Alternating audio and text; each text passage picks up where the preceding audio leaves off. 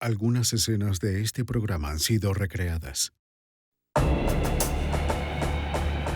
¿Tienes lo que quiero? Aquí En tienes. las calles de Nueva Orleans, el dinero de la droga compró a los policías de la ciudad. Los oficiales se convirtieron en el brazo fuerte de los capos de la droga, que amenazaban a cualquiera que quisiera denunciarlos. ¡Kim! ¡Auxilio! Con una policía contaminada por la avaricia, los agentes encubiertos tendrían que arriesgar sus vidas para vencer a los policías corruptos ocultos detrás de una autoridad deshecha. La evidencia se acumula, no tienen sospechosos evidentes. El centro de comercio es bombardeado. Ted Kaczynski es arrestado. Fugitivo a un prófugo.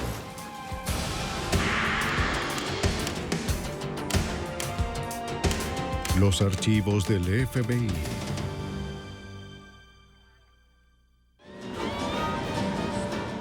La autoridad deshecha. Nueva Orleans, 1993.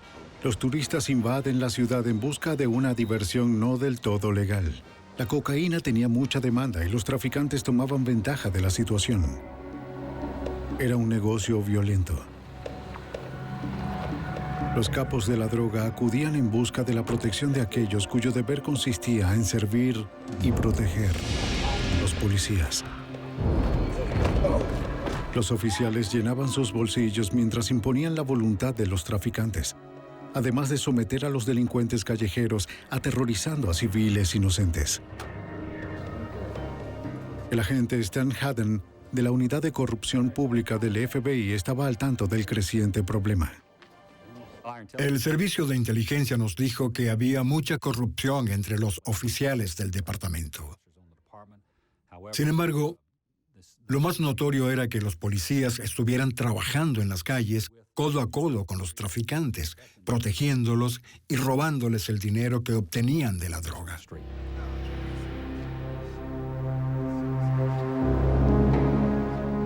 Uno de los traficantes era Terry Adams, conocido en las calles como Scaboo.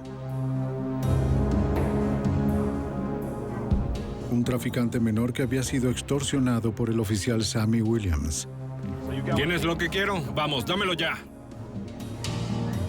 Pero el dinero que pagaba Scaboo como protección ya no era suficiente para Williams. Durante el día de Navidad, el oficial le exigió a Scaboo el pago de $10,000 en efectivo para las 6 de la tarde.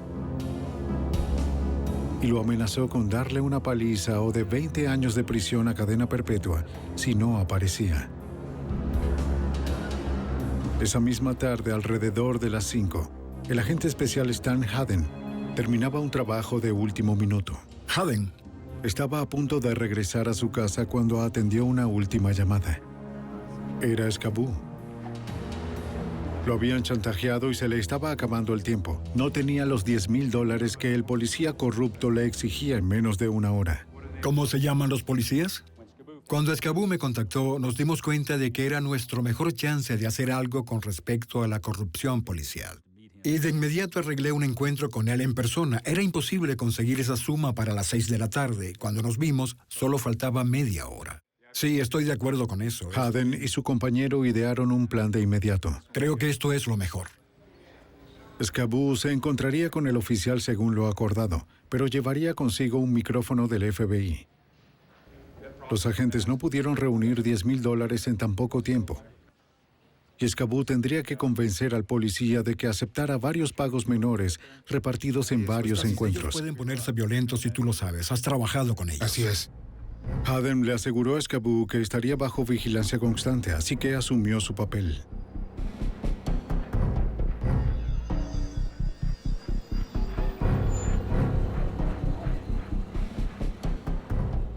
El oficial Williams todavía estaba de servicio cuando llegó con un prisionero esposado en el asiento trasero de la patrulla.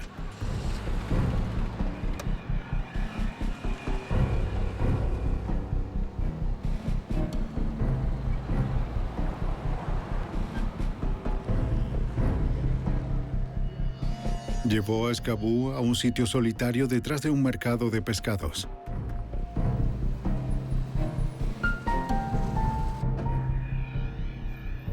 Le ordenó que dejara los $10,000 en el maletero.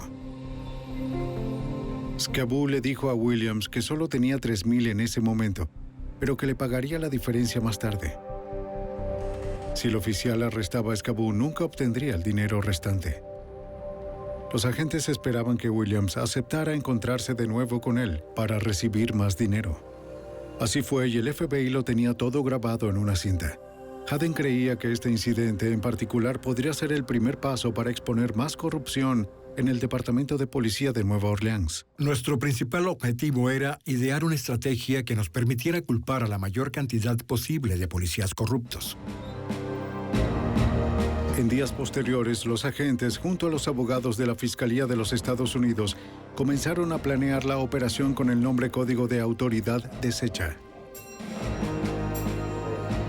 El auxiliar de la Fiscalía, Al Winters, aconsejaría a cada agente sobre los pasos que se deberían dar para condenar a los policías corruptos. Estuvimos involucrados desde el primer día. Nos reunimos con los agentes del caso en numerosas ocasiones para discutir con precisión todo aquello que fuera pertinente para avanzar en la evidencia del caso. Como sucede en la mayoría de los casos de corrupción, la evidencia más sólida vendría de interceptar las llamadas telefónicas. De acuerdo a la agente especial del FBI, Karen Jenkins, especialista en intervenir teléfonos, garantizar las grabaciones no es un asunto fácil. Un Title III intercepta las llamadas y requiere de un permiso autorizado de la Corte. Es muy difícil obtener su aprobación. El proceso lleva tiempo y paciencia, pero igual la necesitábamos para que los oficiales del FBI tuvieran una. Además, debíamos contar con la revisión y la aprobación de los funcionarios del Departamento de Justicia, y finalmente un juez federal es quien tiene la última palabra que determina si se autoriza o no. Luego de entregar otros 2 pagos al oficial Williams, Scaboo había ganado su confianza. Ahora el FBI tenía la oportunidad de pasar a la siguiente fase de la operación. Scaboo se acercaría a Williams con la propuesta de que, como el volumen del negocio de la droga iba en aumento, necesitaría más policías para protegerla. Si Williams se mostraba interesado en pagos más altos, tendría que contratar a más policías corruptos para manejar la expansión. Williams mordió el anzuelo. Scaboo se encontró con él para realizar otro pago a mediados de enero de 1994. Pero esta vez Williams se presentó con otro oficial que resultó ser Len Davis, el compañero de Sammy Williams. No fue una sorpresa.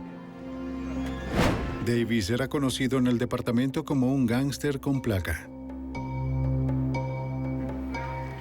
No era nada bueno. Ve a ver si puedes hacer algo. Al revisar las cintas, Haden descubrió un problema. ¿Qué estamos escuchando?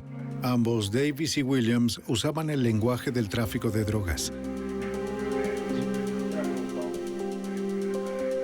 Para que las acusaciones procedieran, el FBI tendría que grabar a los policías utilizando un lenguaje que el jurado pudiera entender.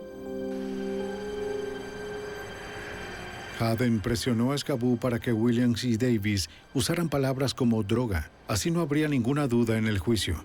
Pero cuando Scaboo comentó a los oficiales, la droga está aquí, Davis sospechó que algo estaba sucediendo. Oye, ¿qué dijiste? ¿Qué demonios dijiste? Si estás en el trabajo policial y alguien empieza a usar palabras con tanto descaro, inmediatamente sospechas que esa persona te está tendiendo una trampa. Davis empujó a Scaboo dentro de la patrulla y le dijo a Williams que condujera. Los agentes llamarían la atención en una calle tan solitaria, así que si iban tras los oficiales, Scaboo correría peligro. Lo único que podían hacer era esperar con paciencia y escuchar las grabaciones.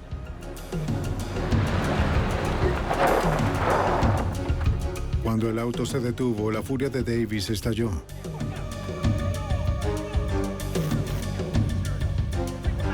Le gritó a Scaboo que nunca volviera a repetir la palabra droga. De inmediato lo llevaron a un sitio apartado y lo registraron con violencia. Incluso pudimos escuchar cuando le abrieron el cierre velcro. Fue un momento muy tenso. ¡Quítate la ropa! ¡Quítatela! Davis insistió en que no iría a la cárcel por una conversación descuidada. Él y Williams desvistieron a Scaboo buscando el micrófono. Scaboo estaba seguro de que iba a morir.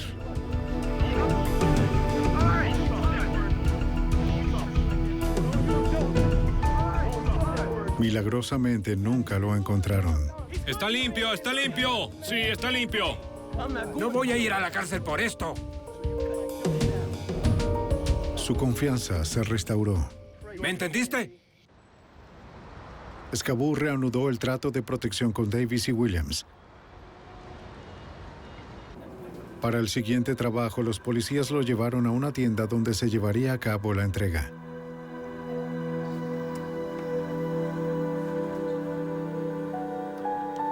Adentro, Scaboo dejó el bolso en el mostrador y le entregó el recibo a un agente que se hacía pasar por el comprador. Luego, ese mismo agente retiró el bolso.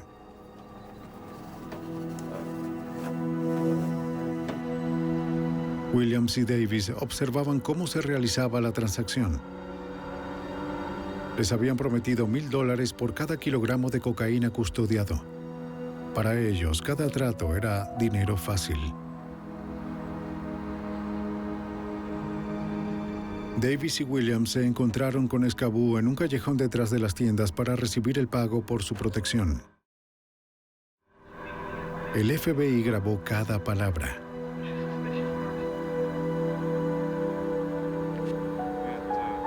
Poco a poco, la operación Autoridad Deshecha armaba su sólido caso contra la corrupción policial.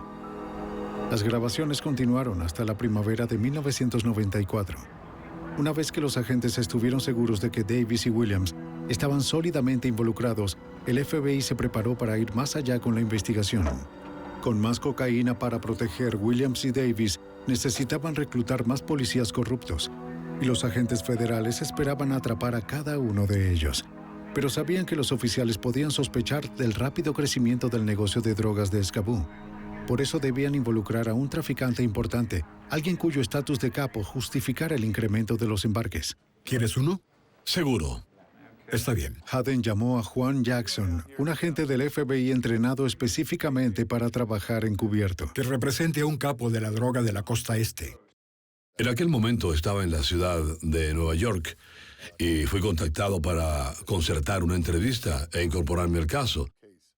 Con frecuencia buscan a un tipo de persona con cierta altura, cierto peso, color de piel, o lo que sea que le permita filtrarse en un grupo determinado.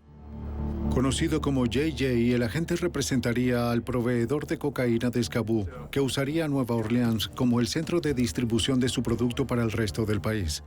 Yo era un traficante de alto nivel.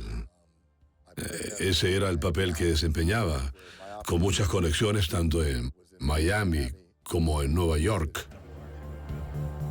Con la llegada de JJ, la operación Autoridad Deshecha estaba a punto de crecer de un negocio de droga menor a un negocio de altura. Jackson era uno de los mejores agentes encubiertos del FBI. Era inteligente y tenía experiencia. Pero su vida estaría en manos de un informante, Scaboo, que no tenía ningún entrenamiento.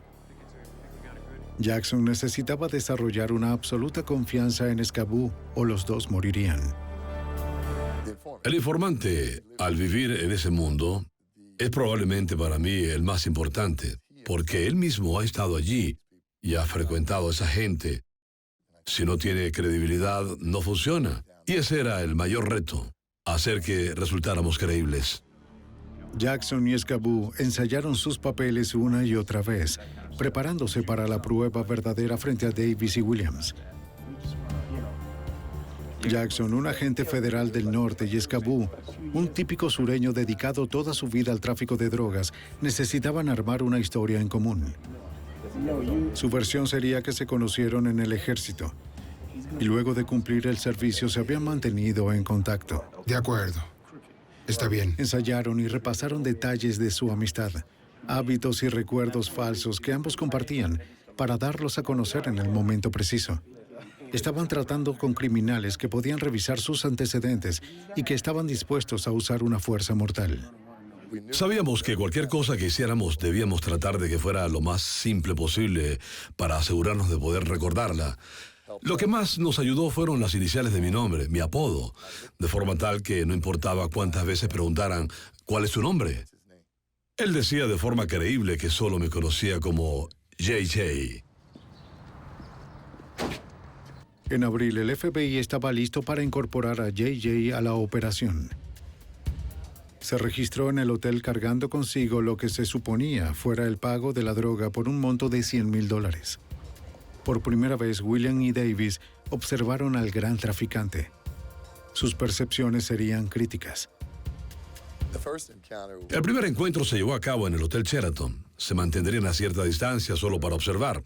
Era otra prueba más, la de comprobar si estaban dispuestos a hacer lo que iban a hacer. No sabía cómo resultaría, pues podían arrestarme allí mismo y todo acabaría porque la verdad es que era dinero de la droga, así que era una prueba.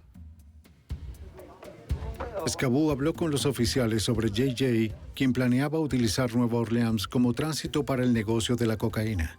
Davis y Williams estudiaban cada movimiento de JJ, mientras él mismo desarrollaba el personaje que representaba frente a sus ojos, el que se volvería su identidad de tiempo completo bajo escrutinio.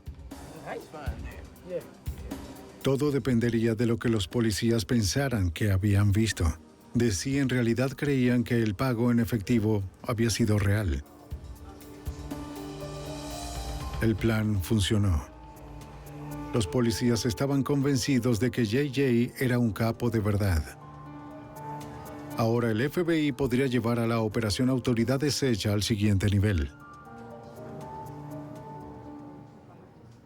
En la primavera de 1994 comenzaban la operación Autoridad Deshecha, que apuntaba a los policías corruptos de Nueva Orleans involucrados en el tráfico de drogas de la ciudad. Haciéndose pasar por un traficante llamado JJ, el agente especial encubierto Juan Jackson trabajaba con Scaboo, un traficante de drogas convertido ahora en informante del FBI. Scaboo alquiló una habitación de hotel para que JJ se reuniera por primera vez con los oficiales Len Davis y Sammy Williams. ¿Cómo estás, amigo? ¿Qué hay? Eso fue increíble, a lo grande. Cada vez que sucede un primer encuentro con los delincuentes, 1,000,000 de cosas cruzan tu mente. Es decir, ¿me van a creer? ¿Sucederá algo que los haga cambiar de opinión? El asunto es si uno va a poder hacer su trabajo o si va a tener que regresar a casa. Haciéndose pasar por el traficante de drogas experto en las calles, JJ insistió en que todos se desvistieran por razones de seguridad. En esta primera reunión, Jackson no usó ningún micrófono. No lo necesitaba. La habitación ya había sido cuidadosamente equipada para que el FBI pudiera hacer las grabaciones de audio y video.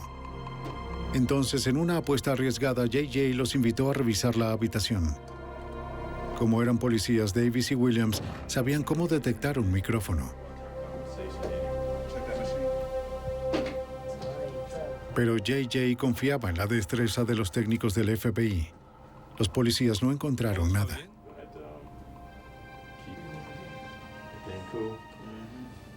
JJ comenzaba a ganarse la confianza de los policías, sin olvidar que ellos están entrenados para detectar el engaño. Hay que tomar en cuenta que me estaba reuniendo con 2 oficiales de policía. Siempre se debe estar pendiente de que son una amenaza porque están armados y recordar con exactitud dónde están, qué van a hacer y dónde están sus armas. Con los policías convencidos por el momento, JJ comenzó a analizar la propuesta del caso aprobada por el agente Stan Haden. Él desempeñaba el papel de un capo de la droga de Nueva York que usaba a Nueva Orleans como punto de tránsito y distribución, como un lugar de depósito para introducir la droga, dejarla por un tiempo custodiada por los oficiales y luego distribuirla hacia otros lugares desconocidos. Por su trabajo, JJ prometió pagarles $5,000 por cada día que los policías protegieran el depósito. Williams y Davis estaban muy entusiasmados con el plan al punto de ofrecerle sugerencias. Los policías le recomendaron a JJ que contratara conductores jóvenes vestidos con el uniforme de una empresa y su respectiva identificación. También que colocara el nombre de la empresa en ambos lados de las camionetas, como las de una compañía real. De acuerdo al FBI, la reunión transcurrió sin problemas. El encuentro sucedió sin tropiezo alguno. Compraron la actuación de JJ, le creyeron por completo al punto de mencionar la palabra mágica, cocaína, que quedó registrada en la grabación de unos policías que protegían una operación de drogas. A partir de ese primer encuentro, el plan se movió con rapidez. El FBI encontró un depósito perfecto, lejos de la vista pública y de los traficantes rivales. JJ y Escabú se encontraron con Davis y Williams para recorrerlo juntos. JJ y Escabú se encontrarían con Len Davis y Sammy Williams en el depósito para una reunión previa al trato, donde hablarían sobre cuándo llegaría la droga, cuánto tiempo permanecería en la ciudad y cuánto dinero JJ pagaría a los oficiales por su custodia. Una vez dentro, Davis le dijo a JJ que tenía media docena más de oficiales para vigilar el cargamento de cocaína.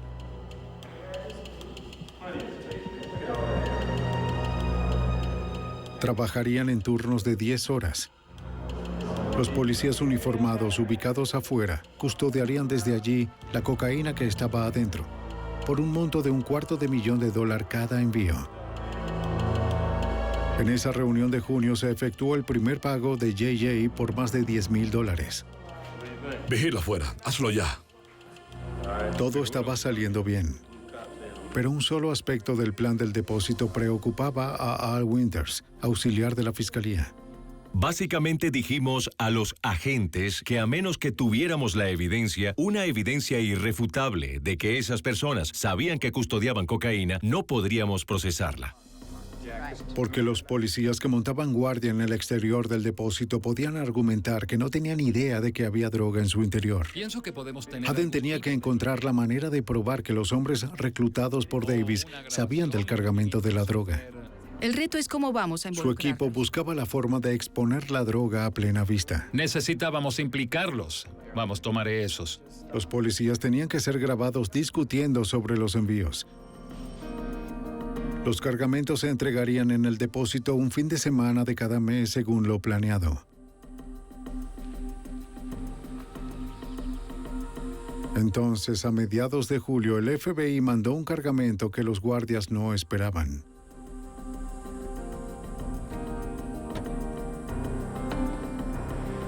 Con un cargamento adentro del depósito, un agente del FBI uniformado como servicio de correo expreso se presentó con otro más. El conductor sorprendió a los policías de guardia al descargar la cocaína a plena vista. Esto fue demasiada exposición para el equipo de Len Davis, que no quería de ninguna manera ver la droga. Mira, Williams, ven. No querían ningún vehículo fuera del depósito descargando droga donde ellos, los policías, pudieran verla. Ven. Llamaron a Sammy Williams por un teléfono móvil que JJ les había dado. Williams lo llamó y tanto él como Escabú corrieron al depósito. JJ reaccionó como un traficante de drogas furioso. ¿Que si estoy ¡Estás loco! ¿De qué rayos Yo estás estaba hablando? discutiendo con el conductor. Estábamos gritándonos. ¿Qué es lo que estás haciendo? ¿Sabes dónde estás? O algo así. Y nos estaban observando. Un oficial llamó a Len para contarle lo sucedido y que no se veía nada bien. Para los oficiales, toda la operación comenzaba a lucir muy peligrosa y poco profesional. ¡Escabú! ¡Fuiste tú! Yo no ordené que hiciera ¡Fuiste eso. tú! Yo no fui. Preocupado, el conductor hizo otra llamada.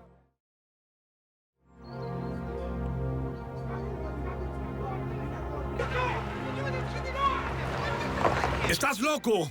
¡Estás loco! Sammy Williams llegó para resolver el problema. Mira, Escabú, está bien, ves con lo que tengo que lidiar. Oigan, ¿qué pasa? ¿Qué está pasando? Solo tienen 5 minutos. JJ explicó que fue el conductor quien echó todo a perder.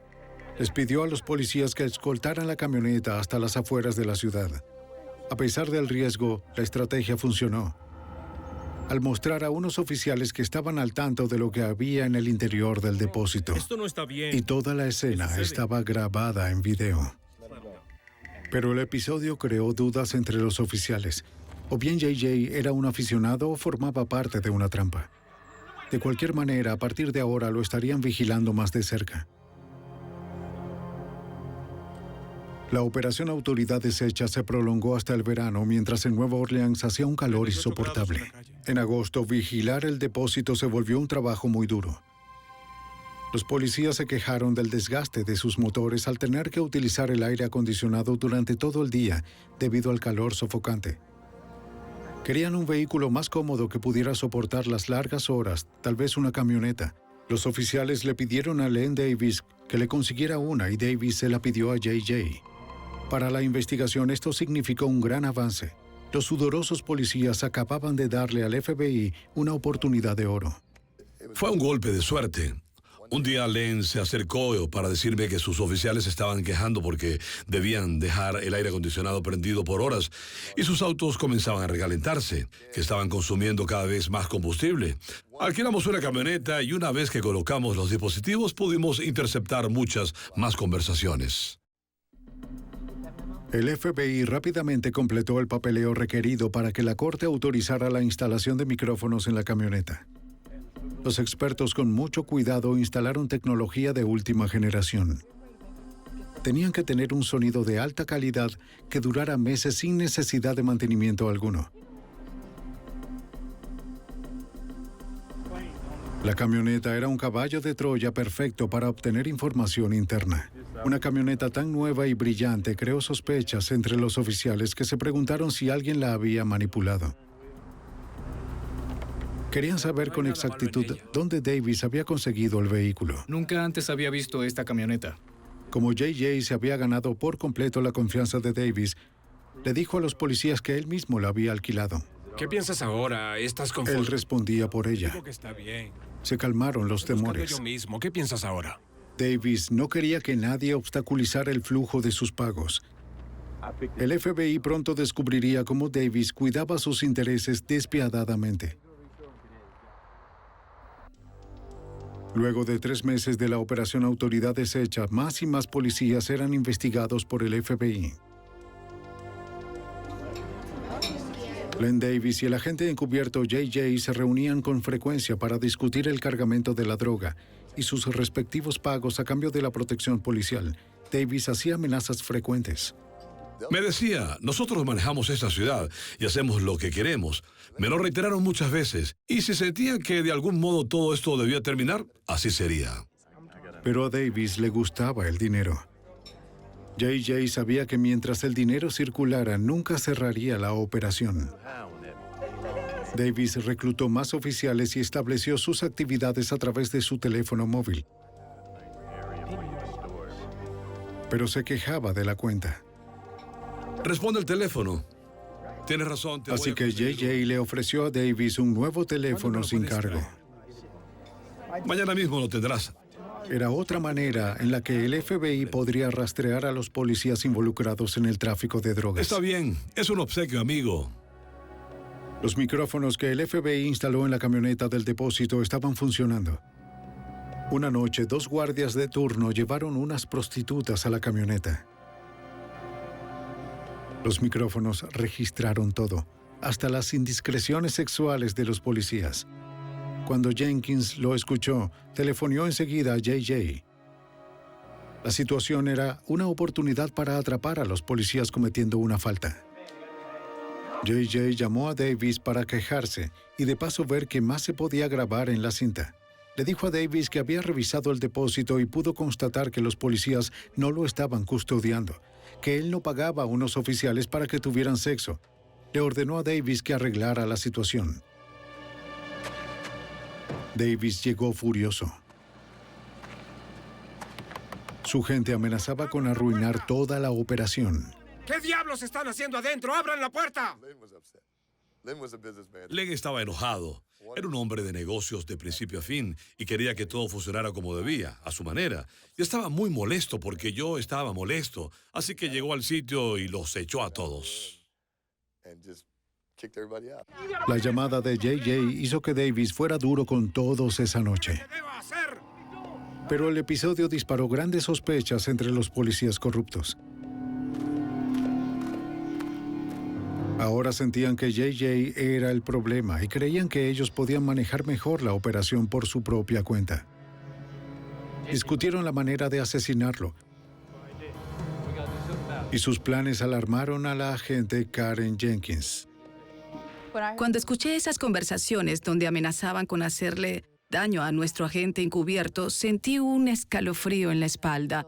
Me asusté y antes de venir a Nueva Orleans ya había trabajado con JJ en otra oficina, así que lo conocía personalmente y estaba muy preocupada. A pesar de las amenazas a su persona, JJ estaba determinado a continuar con los planes de expandir la operación conservando a los policías. Le prometió a Davis que el cargamento mayor llegaría antes de Navidad. Después movería los envíos a otra parte de la ciudad. De eso es de lo que te estoy hablando. ¿Estás de acuerdo? Sí. Mientras tanto, JJ tenía que lograr que se grabara más evidencia en la cinta sin que Davis sospechara. Él era muy cuidadoso. Observaba todo y ponía mucha atención a lo que yo decía. Hubo conversaciones en las que utilizamos la palabra cocaína y contaba las veces que la había usado. Hasta me decía, JJ, dijiste cocaína 6 veces. JJ, dijiste kilo 5 veces, así que tenía que tener cuidado. Al mismo tiempo, Haden y su equipo tenían que hacerle seguimiento a otro asunto que escucharon. Los policías amenazaban con matar a los hombres que llevaban la droga y querían también robar la Cada vez cocaína. más desconfiados, eso es. Los agentes aceleraron los tiempos de entrega y establecieron nuevas rutas al depósito para mantener a los policías fuera de control. Con tantos oficiales corruptos, el FBI no podía hacer una limpieza por sí solo. Los agentes necesitaban a alguien poderoso dentro de la fuerza policial para que fuera un aliado contundente. A pesar del riesgo de una posible fuga de información, decidieron pedir ayuda dentro del Departamento de Policía de Nueva Orleans. En octubre de 1994 sucedieron cambios en la ciudad gracias al nombramiento de un nuevo jefe de policía, Richard Pennington. Era un foráneo que venía de Washington, D.C., contratado para transformar la policía corrupta de la ciudad.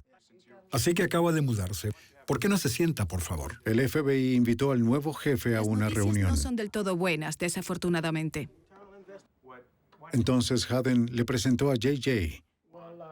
Le informó a Pennington que la operación Autoridad Deshecha estaba dejando al descubierto la corrupción profunda de la policía que estaba a punto de dirigir.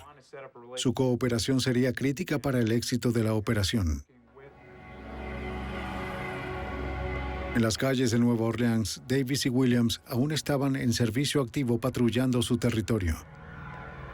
Len Davis tenía una larga lista de quejas públicas en su contra. Durante las rondas de aquel octubre, Davis y Sammy Williams patrullaban el complejo habitacional Desire. Oye, Al ver que un par de policías se acercaban, 2 jóvenes huyeron corriendo. Williams persiguió a uno de ellos, lo golpeó y lo dejó sangrando en la calle. En ese momento, King Groves, tía de la víctima, decidió que la policía ya había aterrorizado a su vecindario lo suficiente. ¿Quién de ustedes? Al día siguiente, Groves, de 32 años y madre de 3 hijos, presentó una denuncia contra Len Davis y su compañero, acusando a ambos de violencia policial. ¿Tengo que llenar esto? sí, señora, así Un oficial alertó a Davis de lo sucedido. ¿Quieres saber su nombre? Sí, ¿cuál es? Oficial Davis, ¿lo conoce? El auxiliar de la fiscalía, Mike McMahon, vio el reporte. No solo reportó a Sammy Williams, quien cometió el acto brutal, sino que también a Len Davis, que no tuvo que ver directamente con la golpiza. En ese preciso momento, Len Davis se enfureció. Para Davis, la queja de Groves llegó en el peor momento posible. Llamaría una atención no deseada sobre su persona justo cuando el nuevo jefe de policía asumía el cargo. Ya sé lo que voy a hacer. Len Davis juró vengarse. El mismo día que King Groves presentó su denuncia, Richard Pennington se juramentaba como el nuevo jefe de policía de Nueva Orleans, marcando el inicio de la fase final de la operación Autoridad Deshecha. Un avance en el esfuerzo del FBI de asociarse con las fuerzas de una ciudad desesperada por limpiar sus calles de la delincuencia. Esa misma noche, el agente Jenkins grabó varias conversaciones que mostraban hasta qué punto se habían corrompido los hombres de azul.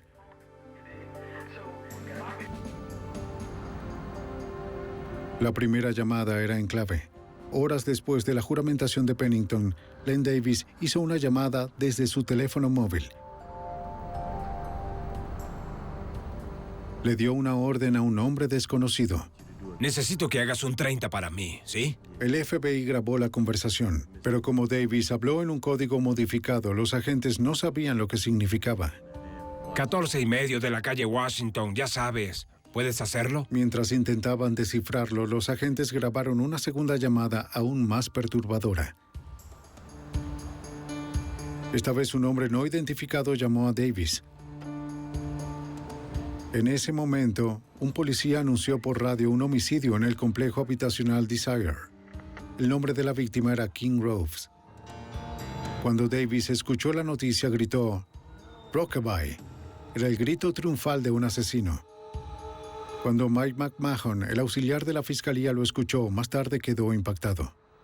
Tan pronto como confirmaron el nombre de King Rose, Davis apagó la radio y luego, en la conversación grabada de su teléfono móvil, se pudo escuchar el exaltado grito de satisfacción, confirmando que King Rose estaba muerta. Cuando los agentes revisaron las cintas y chequearon los registros telefónicos, descubrieron que el hombre al que llamó Davis era Paul Hardy. Davis le solicitó a Hardy un 30, el código policial usado normalmente para reportar un homicidio. Pero aquella noche Davis lo usó para ordenar el asesinato de King Groves. Gracias a su investigación, los agentes pronto descubrieron que Hardy era conocido como un traficante de drogas que lideraba una pequeña banda de ampones. Con la ayuda de 2 cómplices, Hardy actuó fríamente, rápido y por solo $300.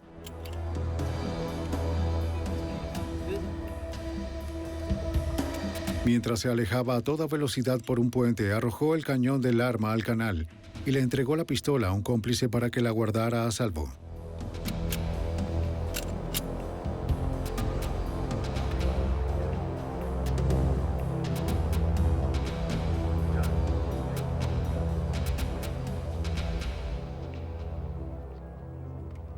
Cuando el FBI se dio cuenta del rol de Davis en el homicidio, creció la preocupación de los agentes por la seguridad de JJ.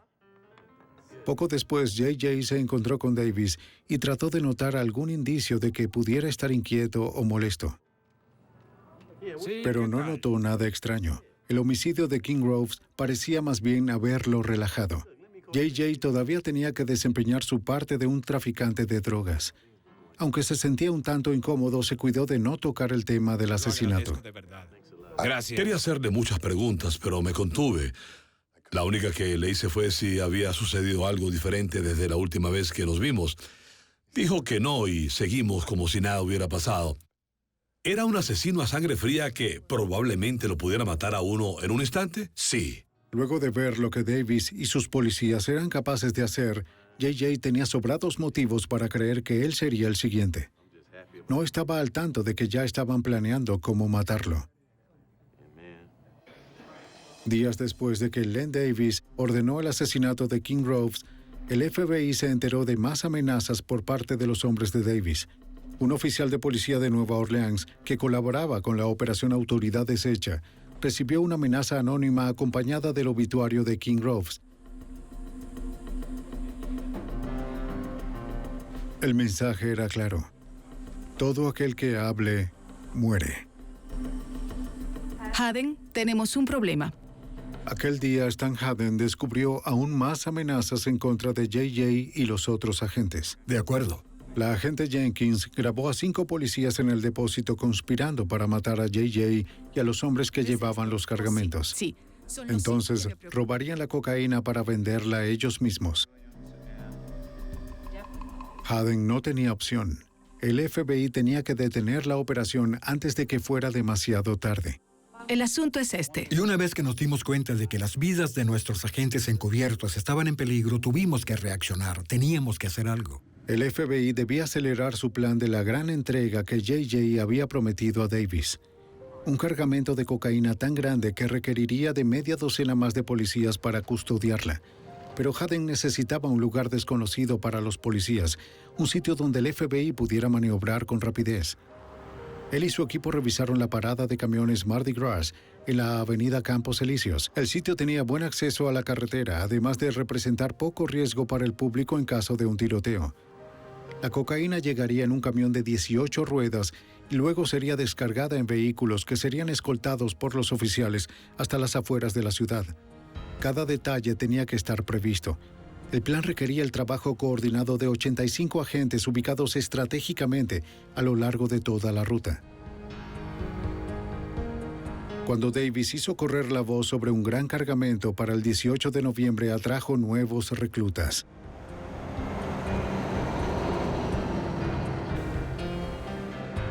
Cuando el cargamento de cocaína de $250,000 llegó, Davis y Williams, junto a su gente, estaban listos para protegerlo.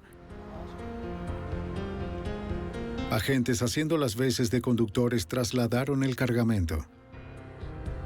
Haden y Jenkins observaron de cerca la operación completa desde el centro de comando. Existían muchas posibilidades de que en una parada de camiones algo resultara mal, pero con agentes encubiertos en peligro no había chance para el error. El cargamento se dividió en dos. Williams escoltó uno y Davis se ocupó del otro.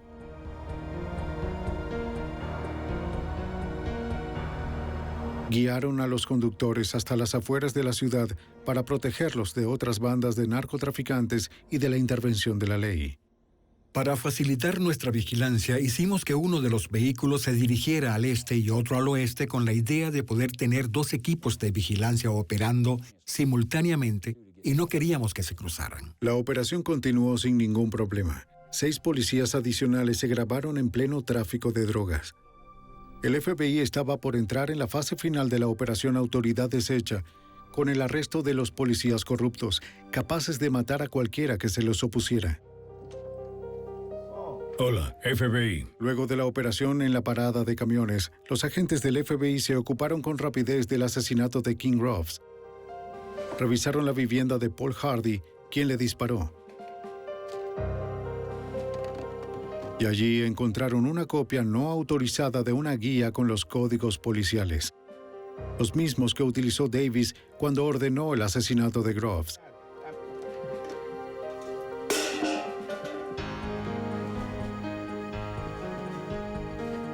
Luego registraron la casa de uno de los cómplices de Hardy, donde hallaron el arma homicida, una pistola 9 milímetros.